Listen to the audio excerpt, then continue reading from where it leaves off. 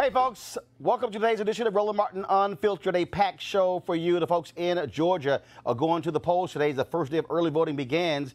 But the folks with Black Votes Matter tried to take 40 black women to the polls, but county officials ordered them off the bus.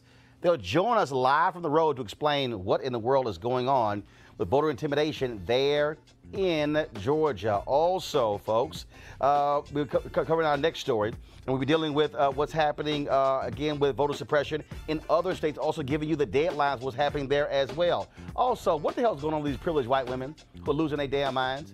And so a white woman in New York says a 9-year-old boy somehow, an 8-year-old boy somehow groped her butt. We have video, she's lying. Then you got some crazy white woman in St. Louis would not let a brother into the apartment building where he lived. She's looking for a job today. We'll have the video and break down those stories as well. Also, a story out of Little Rock, Arkansas, where a black man beat the cops today. All charges were dropped. 12 SWAT officers stormed into his apartment, knocked the door down, said he was selling drugs, and they had him on videotape. Except one problem, the brother had a bunch of cameras in his apartment. They're lying. We'll talk to him and his attorney, Ben Crump, right here on the show as well. And Kanye is supposed to sit down with Charlamagne the God for an interview talking about mental health. That's been canceled. I wonder why. And speaking of that, Kanye's in Uganda, giving a pair of signed shoes to the Ugandan dictator. I guess those human rights violations, I guess they don't get Google in the Kardashian household. What the hell is going on, y'all? It's time to bring the funk of Roland Martin Unfiltered. Let's go.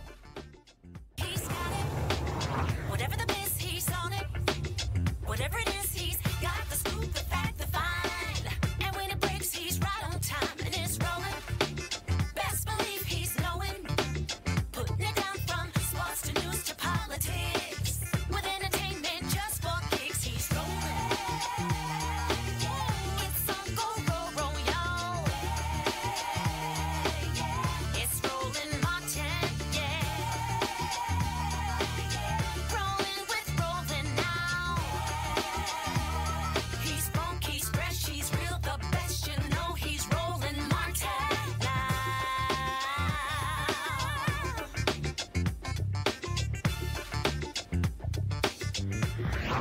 Martin. All right, folks, early voting began today in Georgia, and Republicans continue their efforts to disenfranchise as many voters as possible. We talked about, of course, last week how Brian Kemp, the Secretary of State, who's also running for governor, is doing his part to try to keep folks from voting. Of course, Stacey Abrams, she's doing all she can as well to fight that. Of course, I talked to her this morning on the Tom Joyner Morning Show, where she was highly critical of what was taking place in Georgia when it comes to early voting. Now, check this out, folks. Today, the folks with Black Votes Matter, they've actually been traveling across rural Georgia, talking to people, getting them excited about early voting. And they were actually going to take some people to the polls today, a group of black women who they visited who wanted to travel with them and on the bus to go to the polls. Well, something happened, and that is they got on the bus, but a county official made a call to the senior citizen center and said, take them off of the bus. What the hell is going on? Joining us right now live from their bus tour in Georgia, Latasha Brown and Cliff Albright, the co-founders of Black Votes Matter. So Latasha and Cliff, so what was the deal? So y'all are talking to people there. They are excited. They want to be on the bus. Then a phone call is made, and then get off the bus? Yep. That's exactly right, Roland. We were having an incredible time, and folks were literally dancing outside the bus, dancing to some James Brown, Black and Proud, got on the bus, all excited to go vote. Even folks who had already voted were excited just to be on the bus and to be going along with their friends down to go vote. And all of a sudden we got a call of the person, our partner who was coordinating, got pulled off. They got spoken to. They basically said that they had the folks had to come off the bus. That the bus wasn't allowed. We didn't have the proper credentials, or it just wasn't allowed that we bring the folks to the polling place. And so, everybody got off the bus. We didn't want to fight it. We didn't want to get the folks at the senior center in trouble. We didn't want to create problems because that's not our purpose. But we did want to make sure. And in fact, folks got even more fired up, honestly. And at the end of the day, we believe that the folks there, we already knew that they were going to go vote. But now And we already knew that they were going to talk to their friends, but now they're even more fired up to talk to more friends and more family and to spread that story. And there's going to be an even bigger turnout because of that. So what was meant to be intimidation and voter suppression is actually going to wind up having the opposite impact. Latasha, here's the deal, though. It's very simple. Anybody could drive anybody to the polls. It's not like you have to be a voter registrar to drive somebody to the polls. Absolutely. I mean, this is part of what I'm so glad, and we actually caught it on video. This is the kind of intimidation, voter intimidation, that has always been going on in the Deep South. There was absolutely nothing that prevented people from. We have a chartered bus. These are the kind of buses that take folks to the casinos, that take churches. We have an insured, chartered bus that we have taking folks to go to the polls. They actually asked us to get on the bus to go vote. So it's by their own choice. It's a chartered bus. There was nothing to prevent them. What we were told is that someone had passed by, saw the folks getting on the bus, had made a couple of calls, and a county commissioner. Now all of a sudden, all the county commissioners, none of them are taking responsibility for it, but someone called the director of that facility, and mind you, this is a day facility. It's not like the people live there. It's just a community center. So the people that came are independent folks who come on their own. They come to go. They're seniors. They have senior activities there. So there was technically nothing that legally really prevented them from being able to get on the bus and vote with us, other than this tactic of intimidation. Because they go to the center, because the center is important to them, they reached out to the director of the center, and in that process, she said that they couldn't get on the bus. It was they're individual voters. There's nothing that it's as if somebody else is making a determination for our folks. And these are people, y'all, that are seniors. These are senior citizens. So if any of you all got someone, like your aunt and your grandmother and other people, that technically, particularly little things like that, to intimidate them, it has a particular kind of impact on them. Now, what was really surprising for us in this process is, and we even have video of them, they were getting off the bus singing. It was like, they weren't even surprised, because this is such a tactic that is so often done. What was even more ironic is essentially we weren't the ones we came down to do the rally. There had already been provisions made to take them for early voting made by the center. So after they got off our bus, they went and got on the other bus being prepared to go vote. Well, somehow that same call, or I don't know if it was a subsequent call or not, said that they weren't going to take them to vote at all that day. They would go another day. So the entire, all of these seniors that wanted to go early vote, not only were they intimidated or to not vote and go to the polls with us on our bus, but the prearrangements that had been made for them by the center also got canceled. Those are the kinds of tactics that have been used in the rural South that nobody is holding folks accountable to, that our people deal with day in and day out. And we just have to have, this time, we have it on tape. And of course, y'all are traveling all across Georgia, going to a lot of these rural towns. And again, places where in the past, Democratic gubernatorial candidates, frankly, ignored those voters, trying to appeal to, frankly, white suburban voters or white moderate voters. But Stacey Abrams is really focusing on turning out those folks who've been marginalized in the past. Yeah, exactly. I mean, these are the kinds of counties that we've been going to. And in fact, right now we're in another similar county. We're in Milledgeville, Georgia, and we're actually passing by a Stacey Abrams event. And so she's had a very deliberate strategy to pay attention to counties which in the past have just been ignored. And that's been the reaction that we've gotten everywhere that we've gone. It's just been people just saying, thank you. Thank you for not forgetting about us. Thank you for not just going past us on the highway as you're going up and down between the big cities. Thank you for connecting us. Thank you. People just feel isolated. Sometimes it's hard for folks, even just to get materials from candidates, to get push cards or signs. They're completely ignored.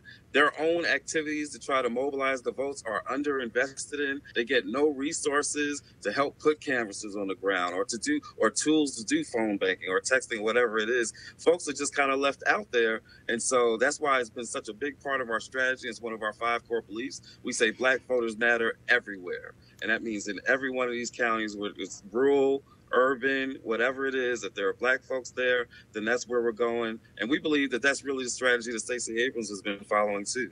And let me say, yeah, even what we saw and we experienced today, that's happening throughout the South. That didn't just happen here, right? Those kind of tactics. It's not just voter suppression. Doesn't just come in the form of the 53,000 registrations that the Brian Kemp is trying to kick out, or the Randolph County where they want to close. On an every day-to-day basis, Black voters are subjected to voter intimidation strategies like we experienced today, or voter suppression tactics, be it legal or illegal.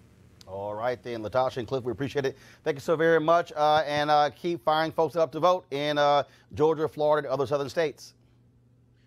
Thank you. And thank you, Roland. Thank you for this platform, and thank you for allowing us to share our story. We really, really appreciate you being able to provide the platform for us to get our stories out. Thank you. All right. I certainly appreciate it. Thank you so very much. Also, folks, young voters are going to be critical when it comes to the election all across this country, but especially the South, and especially in Maryland, Georgia, and Florida. The National Coalition of Black Civic Participation. I'm trying to get it out. They're really focusing on those young voters between now and November 6th. Joining us is Melanie Kim, of course, who leads the organization. Melanie, so explain this HBCU challenge. Hey, thanks, Roland, and so a shout out to my sister Latasha and Cliff, and just know, we got your back. Black You Vote, which is the youth-led arm of the coalition, had something we do every other year called the HBCU and Community Challenge. This year we did it as a GOTV and quite frankly, voter protection challenge. It's led by the young people. I guess I'm still in that category, right, to talk about it, but we have young people in all of our states and with all of our partners. One of my partners that's in the room is Cleola Brown with APRI as an example, and we're actually engaged in young people getting their peers. It's a peer-to-peer model where they go and they use pledge cards. This year it's been upgraded to use text messaging to encourage young people to vote, but also encouraging young people to become poll monitors for just some of the stuff that we've been sitting here talking about. And so it's just another tool that they created through Black You Vote to help young people encourage each other. It's a peer-to-peer model. Amari Foster, you're one of the organizers for Georgia Stand Up. You're joining us via Skype. And what are you seeing, what are you hearing there on the ground? Can you hear me? Amari? All right, looks like we have some audio issues there. Yep. Melanie, you have actually been to Georgia, some other places. Yes. Are we seeing a level of activity that we have not seen in recent years? I was in Georgia for 10 days and actually was at Clark Atlanta University where I graduated some years ago. The energy is there. While I was in Georgia, Stacey Abrams is one of my young folks that used to be an intern for me, so I'm really honored and proud just to see her. Just on a side note, glad to see her leadership blossoming as it has. But young people are fired up, and this issue around those 53,000 voters that were not purged, but may not be able to vote. Young people were talking about that at the game. Well, first of all, Stacey Abrams has said that they can vote. They can vote. The issue, but provisional ballots. Potentially, those votes may not count. Provisional ballots, and this is just the history of provisional ballots. Still comes back to someone going to make a subjective decision too, and so yeah, legally, yeah, you can use a provisional ballot. Many times, provisional ballots are not counted. So I'm glad to see the Lawyers Committee, others suing, Georgia Coalition for the People's Agenda, and all those other groups suing to try to push back. But when I told folks, though, what people are saying, they are fired up from young to seasoned. They're like, we are not going to let anybody. So we talk about let my people vote in Florida. You got to let my people vote problem going on in Georgia. And so this thing is really turning the voting rights issues front and center, along with other issues, of course, but the issue around like that, if you can't win it legally, you're going to steal it? No, that's what people were talking about throughout the 10 days I was in Georgia and working with our coalition down there, Georgia Stand Up and Black Ones Roundtable and others, and APRI and others. Amari, there are a lot of folks who were 18 to 29 who did not vote in 2016. Are we seeing a complete flip in 2018 in these midterms?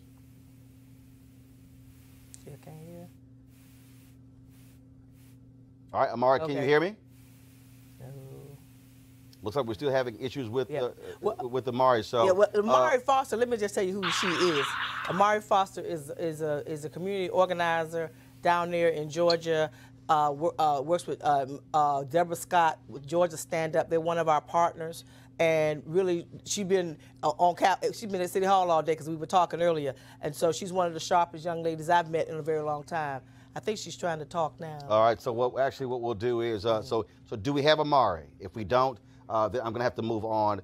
If we don't have her, so we'll get her on between now and Election Day. Yes. Melanie, where can folks get more information? Go to unitycampaign.org. You can sign up for the Black You Vote HBCU, and you don't have to be an HBCU, by the way. You can be any kind of community. You can be any kind of college or university or a nonprofit community-based organization. We want young people, whether they're students or non-students, to utilize this as a tool.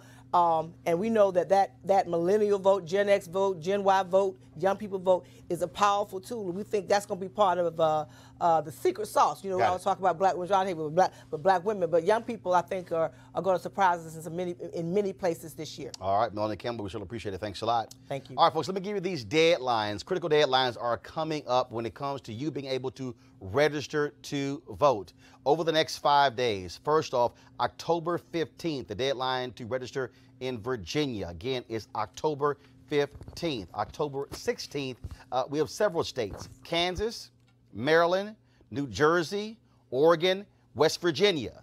Okay, let me repeat those again: Kansas, Maryland, New Jersey, Oregon, and West Virginia. October 17th, Massachusetts and South Carolina. Okay, Massachusetts and South Carolina. Massachusetts, you have Ayanna Pressley, of course, who may be the first woman of color representing Massachusetts in Congress, who is running there against South Carolina. October 18th, Nevada.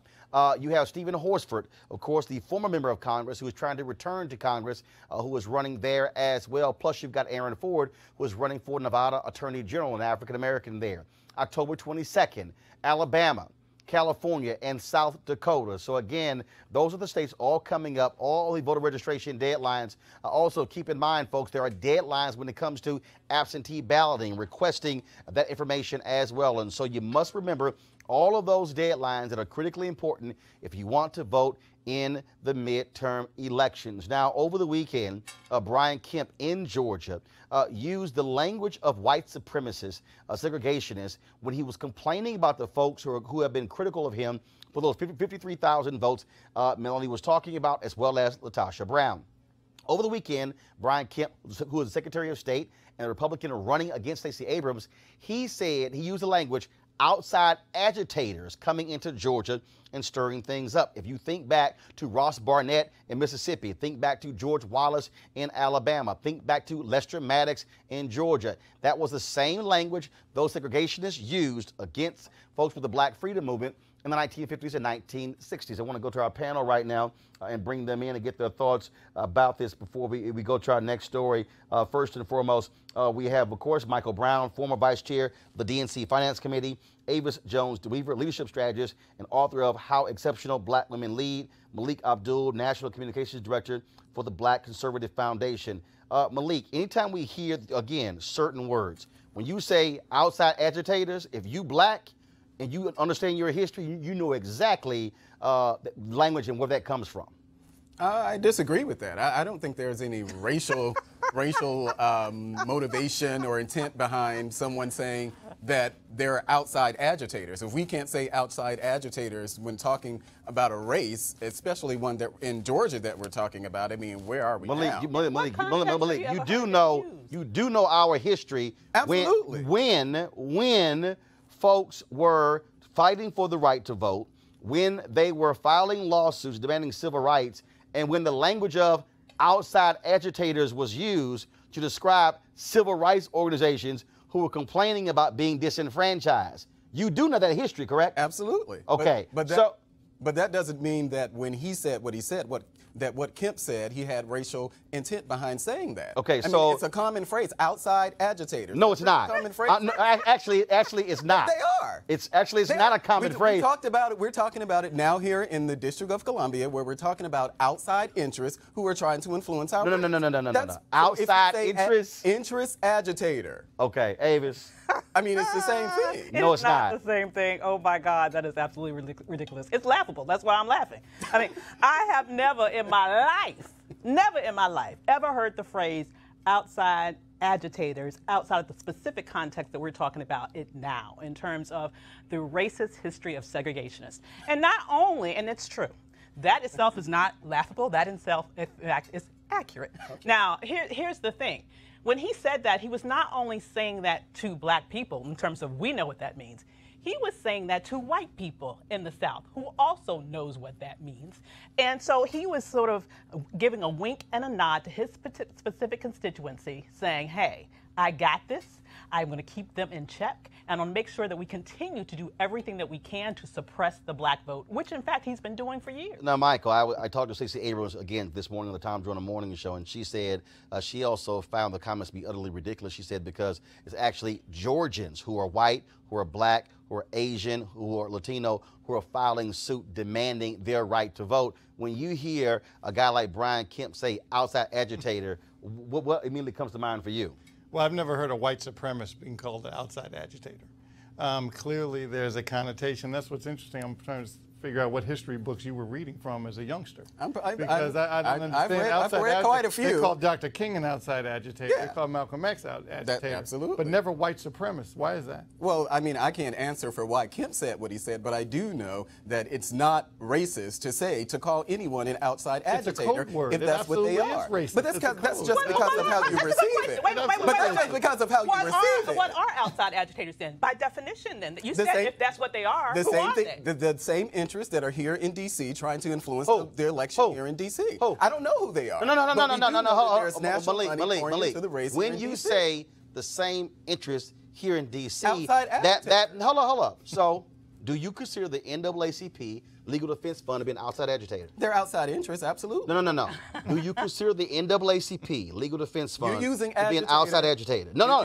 I'm using the words of Brian Kemp. Well, right, but there may have been other words that he could use. I would have said outside interest. But it means the same hold on. The NAACP Legal Defense Fund is a national organization. Right. So therefore, how are they an outside interest or agitator? If they were trying to influence an election here in D.C., I would actually consider them an outside. I'm sorry, you do know that the Lawyers Committee for Civil Rights Under Law, as well as Transformative Justice Coalition, as well as NAACP, Absolutely. LDF, you do know that they typically file lawsuits in different parts of the country, especially Absolutely. the South, as it relates to the voting interests of black people. Absolutely. So therefore, how are they outside if they're also representing black people in Georgia? They're still outside interests. So there are local interests and there's outside interests, or national interests, if you will. In the case in Georgia, what we're talking about here, we're talking about an existing law that was on the books. The same groups that sued Georgia and... Actually, let me give you a little bit of history to back it up.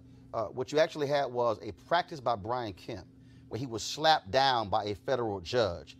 Then the Republican legislature then chose to go back, forget the federal judge, and then make that an actual law. Right. That's actually what you had there. And it's the same group. So I ask you again, do you believe the NAACP Legal Defense Fund should file such a lawsuit against Georgia, protecting the interests of black voters? Sure, they can.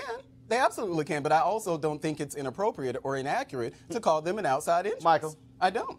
That's what they are. He was called outside agitators. yeah. Let's get the language correct. Right. And he knew exactly.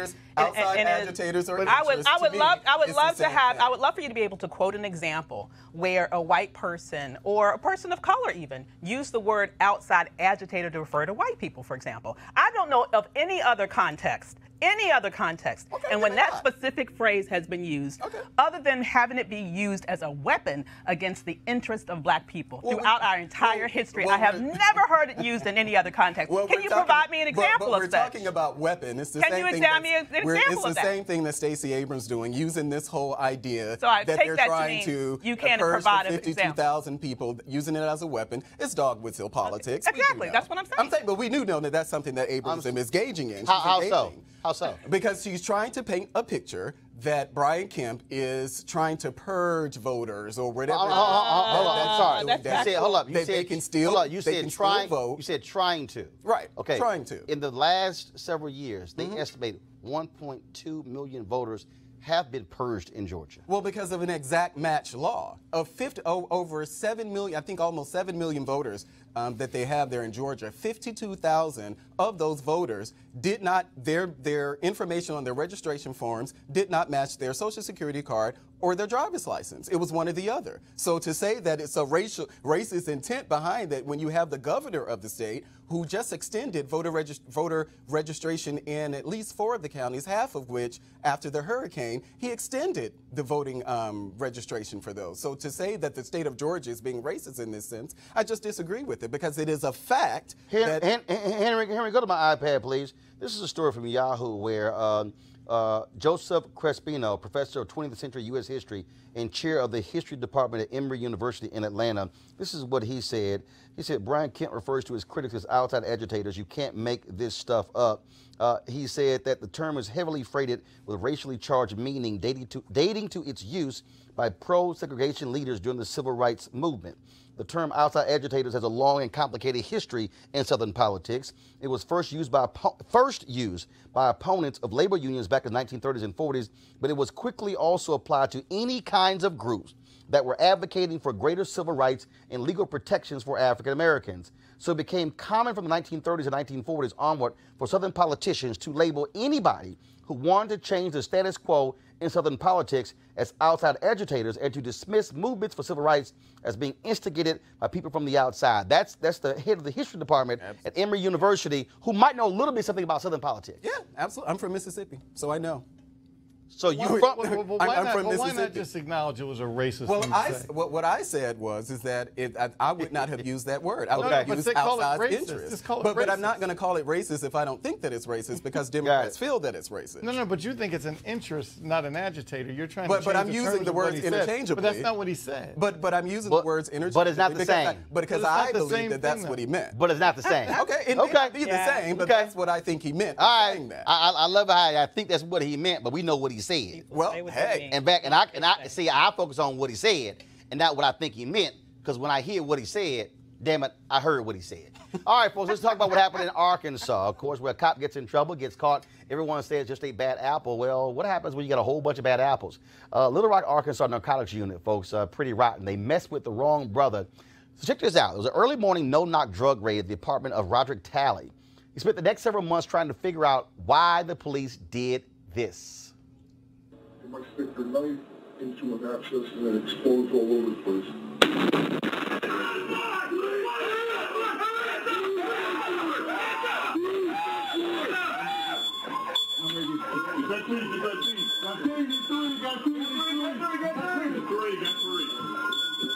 We are dominated. Hey, Griff. Both have not holding the room or contact on the frame.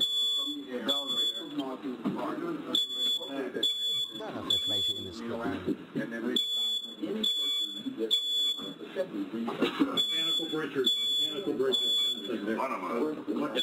Okay. So 11 SWAT officers blew his door open, accusing him of selling drugs. They say he was actually caught on videotape selling the drugs, except the problem was he wasn't home.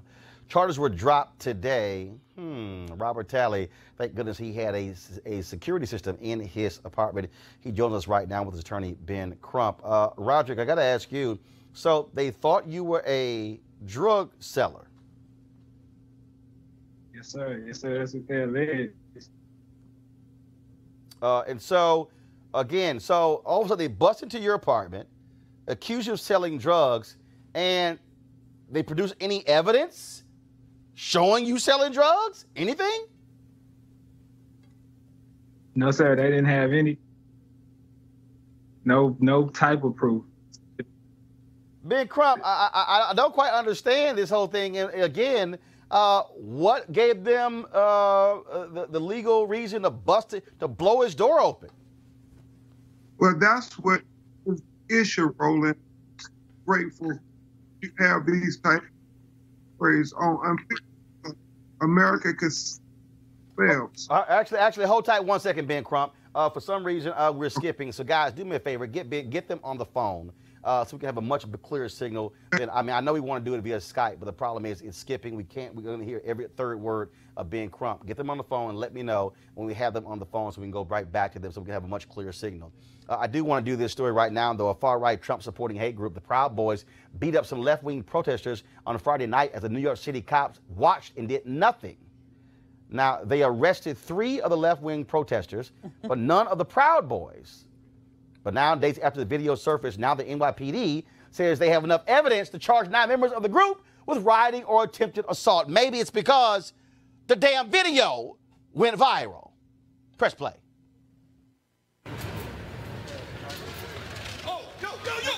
Oh my God.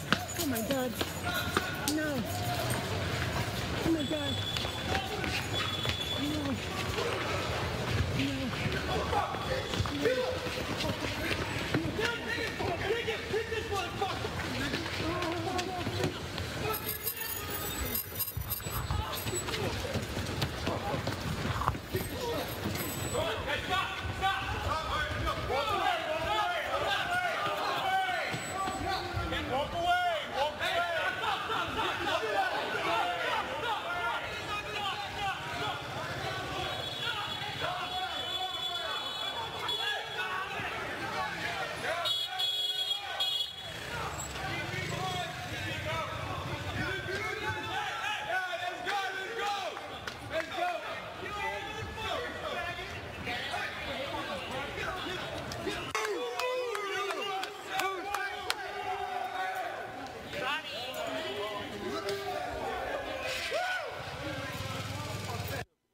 Black men went around beating some folks.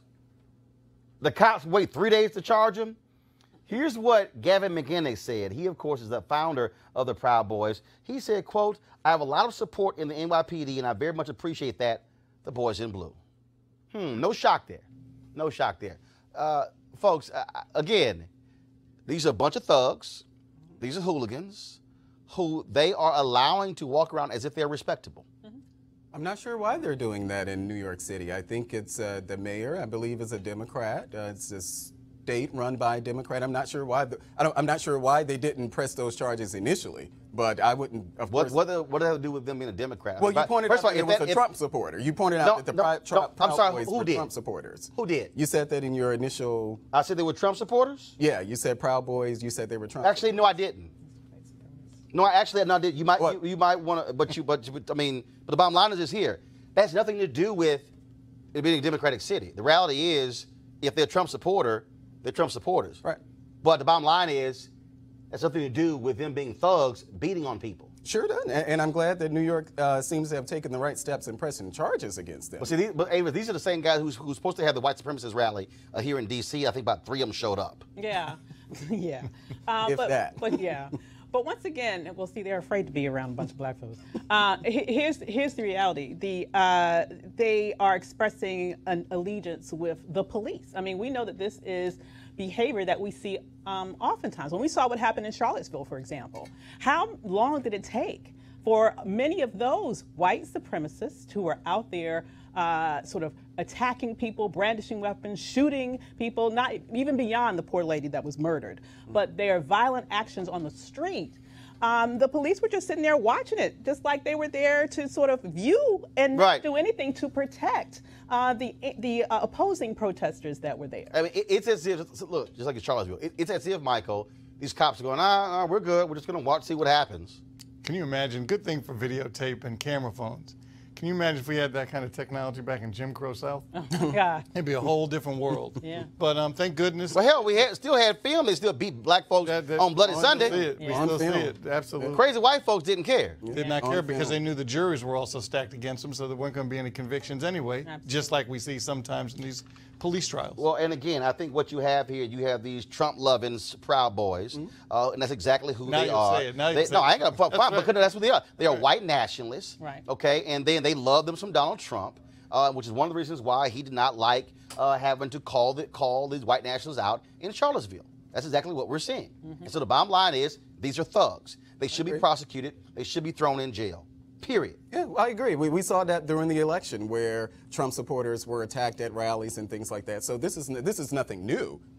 Because those I'm sorry, there are videotapes hold of up. that. We saw at the Trump supporters There attacked were at rallies. videotapes of Trump supporters being blocked from going into events. And you know we also have lots of video of Trump supporters attacking other people. I'm not denying that. But I know because you didn't mention it. Skipped over I just want to make sure. You're not just in case you got a little cloudy there. over it. So, because it's amazing how you just skipped over that. I wonder why. But we're not talking about those either. You never hear the conversations about things that happen to Trump supporters. Actually, we do, because I do recall covering what happened in Chicago when they tried to come there. I do recall when they had the rallies outside, even in California, we actually covered that. So actually, that's not true. But it's very scant coverage. And no, actually, it's not. But when you hear people talk about the things that happened during the campaign, they actually tend to not point those things out. Actually, they do. I love the word you. But it's never in the discussion. You really want your Trump school of media with they.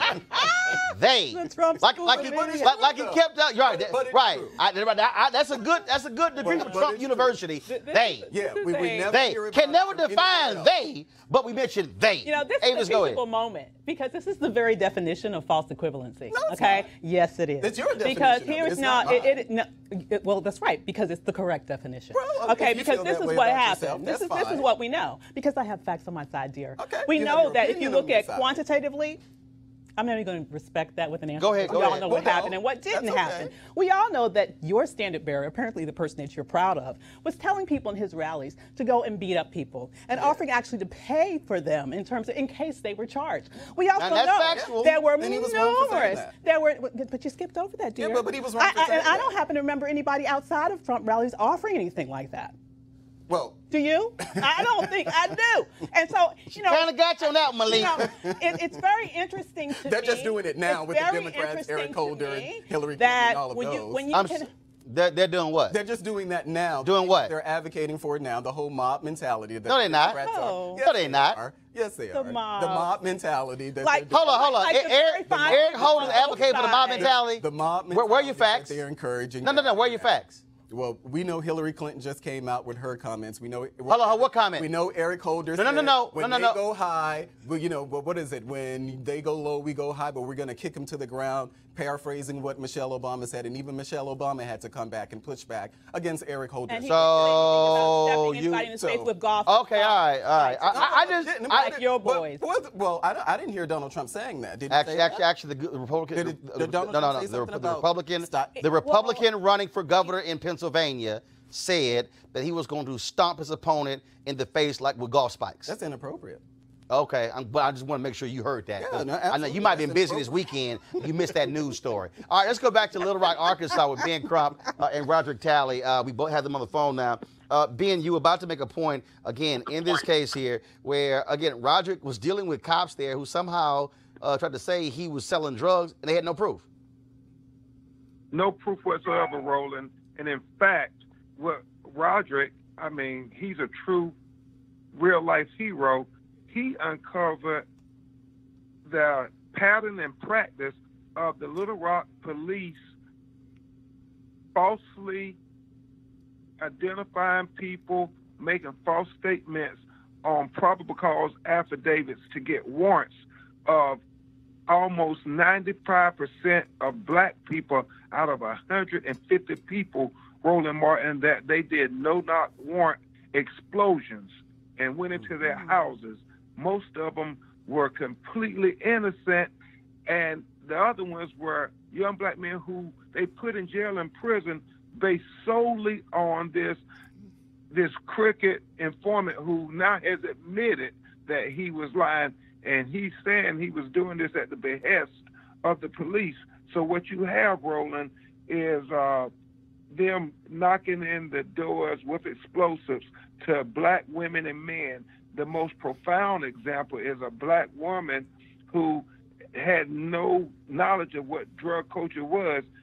All those officers come in pointing guns at her and her little grandchildren and her son, and they're saying, "Where are the drugs? Where's the 8-ball? We know you got an 8-ball in here." She said, "I don't know what you mean. I don't play pool." And these are the things that they did. They preyed on poor black and brown people in Arkansas, and they did it over a 2-year span. It was Roderick Talley who refused to be a victim to this police corruption, and because he had a security surveillance video, he was able to expose the lie. So, Roderick, they dropped the charges. Any apology? I haven't heard anything from them at all. No apology from the cops. Nothing from the city, the mayor. Nobody. Nobody. The only thing I got was a bill from my apartment community for the damage the police did. So, so you have to pay for that. Yes, sir. Wow. So they knocked down your door, accusing you of selling drugs, no proof, but now you got to pay for all the damage they. First of all, how much damage did it cause? It's about a good over $1,000 worth of damage. Wow. Wow. Ben Crump, go ahead. And Roland, let Rod tell you in a brief narrative all about how this started. Rod, why don't you tell them just like you did before on the other statements? It was August the 10th, 2017, about 6:22 in the morning. And it was like the day I'll never forget because it changed my life forever. I woke up to a loud explosion and my front door landed on top of me, and Little Rock Police Department SWAT team coming in fully armed with guns, probably as long as their bodies, pointing them at my head, telling me that if I moved, that I would be shot. They all came in, and after they searched, brought K9s in, I wound up going to jail. And at that moment, while sitting in jail, I realized that something that my mother had already told me, my mother who's now deceased, told me that to stand up and fight. And when I got out of there and got home, I reviewed my surveillance footage from my security system, and at that moment I realized that I would be able to do something that a lot of black men haven't been able to do, and that's be able to prove that the police told a lie. Wow. That is absolutely crazy. Ben Crump, I take it a civil suit's coming next. Absolutely, and not just a civil suit on behalf of Roderick Talley. Roland, they did this almost 150 times. We don't know how many more we've been able to prove. The same narcotic detectives have done this 150 times. And get this, Roland, they've only done it to about 5 white people, maybe about 20 Latino people, and everybody else was a black person they did this to. And all these affidavits are cut and paste. You can have the same affidavit. All they did was change out the black person's name. So this is a true major victory because they're now having to vindicate these black people who were put in prison falsely. They're going to get out of jail, and we're going to make sure they're compensated. And we want the prosecutor to hold these corrupt cops accountable. But it's a great day because so many black people around America, Roland Martin, and I know you cover all America with Unfiltered. How many black people say, I didn't do it? The police are lying on me. Well, today they have a new hero because Roderick Talley, a young man on his own, he was able to expose a system of corruption that proves they really were targeting black people to fake warrants to get affidavits just to put us in jail. Ben Crump, Roderick Talley, we certainly appreciate it. Take him to the cleaners. Hey, Mike Lowe, we all on it, Roland. We're going to come back when they start letting some of these black people out of jail so you can talk to them. All right, we certainly appreciate it. Thank you so very much. Thank you. All right, thanks a lot, Roger. You take care. All right, folks, going to a break right now. We come back. Crazy-ass white women. That's next. Roland Martin Unfiltered. Now, look, I'm a tech person. I love being able to email stuff and PDFs, you name that. But also, there are times when I have fans who want me to actually personally autograph a photo, which means you got to print it out. Freeprints.com gives you 1,000 4x6 prints every single year straight from your phone for free. You can print photos from Instagram, Facebook, and other sources. Now, very simple. You only pay a small shipping charge, no subscriptions or commitments ever. You can also get other size prints, and the photos are great quality. Now, I know some of y'all might be saying, okay, that doesn't happen. Well, when I went to the White House, one of the ushers there wanted me to autograph a photo. We took a picture, but she didn't have an email, and I had to also go to a store, print the photo out, out, sign it, and mail it to her. Well, with freeprints.com, I can print it right there from my phone. It'll be shipped to me. They're the #1 rated photo printing app in the world with more than 100,000 5-star reviews. It's available for iPhone and Android. Download for free, freeprints.com, and be sure to put in there when you heard about it, just say Roland. All right, folks, y'all be sure to go to freeprints.com. Again, put in Roland. Put in Roland when you do so. Okay. What the hell is wrong with white women? First, we got the white woman calling the cops on the brother who was trying to barbecue in Oakland. Then we got the white woman calling the cops on the sister who trying to sell some lemonade in the Bay Area.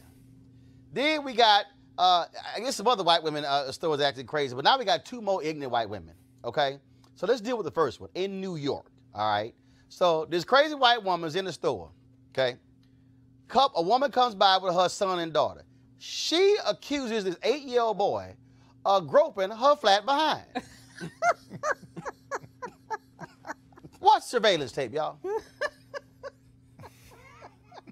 No, I want the cops here right now. No, I'll talk to you. I'm gonna stay right here. Wait, I'm gonna stay right here. I'm gonna stay right here. The arm yeah. Oh, man. The cops are right down the block. I can go inside. What happened? White lady calls the cops on a black lady. I get it.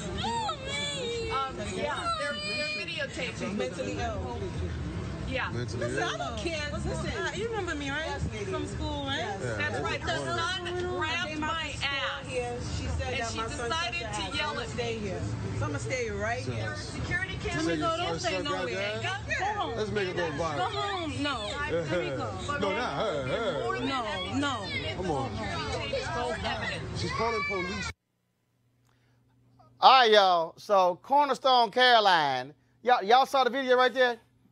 Now, first of all, how dumb is she? The boy walked past. Anybody could see it was the backpack. No, she's sitting here said he groped her behind.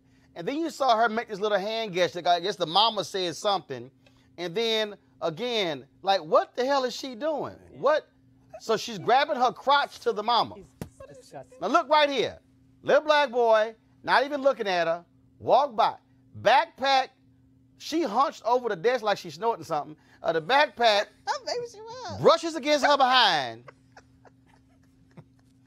And she said he groped. What? First of all, y'all, they had the video where she had to go back in the store, apologize. Boy, they were cussing out Cornerstone Caroline. She apologized. She said, no, I'm not a racist. But other people say she has done this to many other people as well. Okay? So let me go to the second crazy white woman for today. All right? We're going to go to St. Louis. All right? This brother is trying to walk into his apartment in St. Louis. But no, Hillary Brooke Muller, she like, damn that. You ain't getting in here, Darion Tolls. You going to have to pay the toll, which means you got to get by me, the white woman. Press play. Please move, ma'am. I can. Do you live here? I already answered that question. Excuse me. I'm sorry. The keypad is right there. I understand that, ma'am. You can film me. That's I fine. understand, ma'am, but you're blocking me. and I live Into here. my building. Okay, and it's my building as well, so I need you to get out my way. Okay, what unit? I don't need to say that information. So excuse me, ma'am. I'm uncomfortable. Excuse me. Okay, you can be uncomfortable. That's your discretion. You're uncomfortable because of you. I need you to move out my way, please. No. Ma'am, please stop touching me. I'm not touching you. You just was previously. Before. I'm not touching you at all. So I'm going to step in where I live I'm at. not touching you, and I'm not in any way doing anything outside of letting my dog go to the bathroom. And I live here and you're blocking the door. What unit? I don't need to tell you that. What unit do you live in? 307. Okay. Great. I'm on the 4th floor. Excuse me. No. You don't have a key fob. You are... No. No. If you have that, then okay. Ma'am, you're not security. You're not the property manager. You're not No, Mike but Herman. I live here. Okay, and I live here too. You're not Mike Herman. You're not Rick. I don't like the fact you have your phone in my face. Okay, I don't like the fact that you're blocking me for where I pay. All to I'm live at. asking is what unit? But you're not. I don't need to tell you that information, ma'am. If you want to come into my building, It's not your building. You're not the owner. You pay rent. Sir, you walked up on a street. Yes, yes, and I've already buzzed in. I've already used my... Oh, man, it does not even matter. Can you get out of my way? No, can you show me the key fob into this I'm building? not showing you anything. And the second, ma'am, I'm bound to walk through where I live at, so... No. Okay. Can you show me the key fob into this? No. Excuse me. No. Excuse me. Are you kidding me?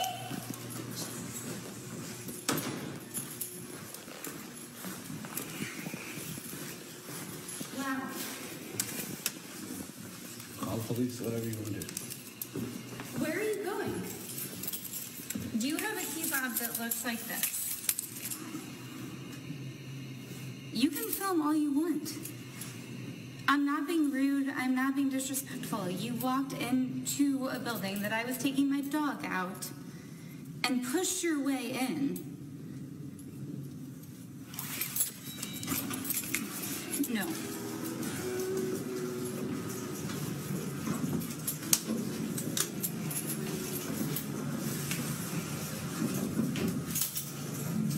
Who are you going up to the fourth floor to see?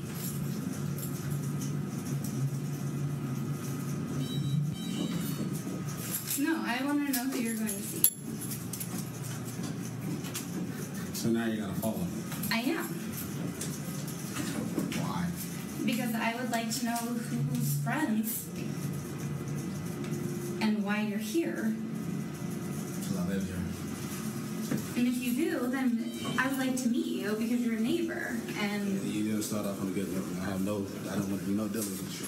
I'm going to my house. I'm going to my house where I live at, where I pay.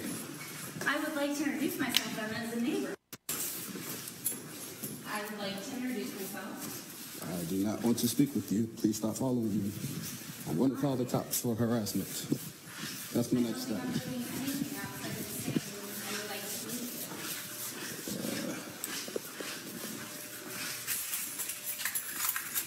You just follow me all the way to my door. As a player. And you see my keys in the door.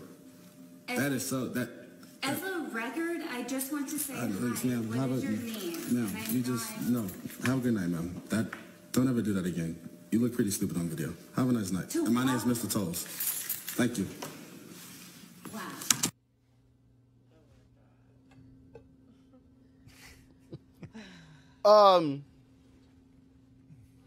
The patience of that black man.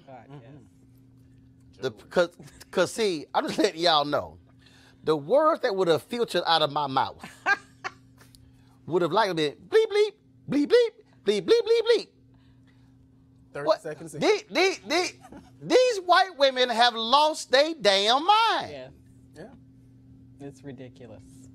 And I know you are men, so you have to, you have a special need for restraint. I'm sort of self. Yeah, because you can't holler at white women. Exactly. You can't be a black man hollering at a white woman. Saying, she better be glad it wasn't a sister, because her ass would have been halfway through that floor. I'm telling you, I can't imagine having that much patience with that level of ridiculousness and racism. Talk way too long. That's honestly, that conversation would not have lasted that long. But this is the thing.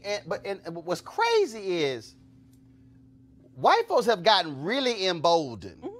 Now, I mean, and so now we can say what's causing it, but Malik, I don't understand. It's them. It's the white boy who asked the black woman about her pool pass, lost his job. It's the white boy in Ohio, the electrical company who was hollering nigga, nigga, nigga. He lost his job. His whole business went bankrupt. And so all these, what kills me is, I don't care if you keep recording. Okay. Heifer, you broke now because you ain't got a job.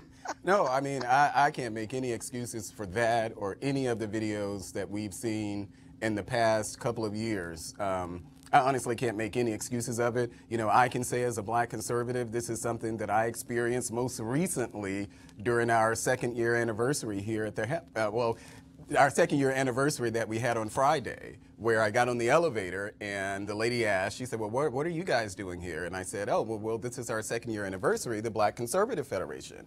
And she said, conservative? And I said, yes. And she said, conservative, as in you're a Republican? And I said, yes. She said, oh, I'm gonna barf. Let me get off the elevator. And she got off the next, on the next stop floor in the elevator. And I'm just sitting here like, wow, good thing that I was who I am. Because if she had had that same interaction with someone else, I mean, she literally said, oh God, I'm gonna barf. Well, at least in the she ain't walking to your apartment. I know.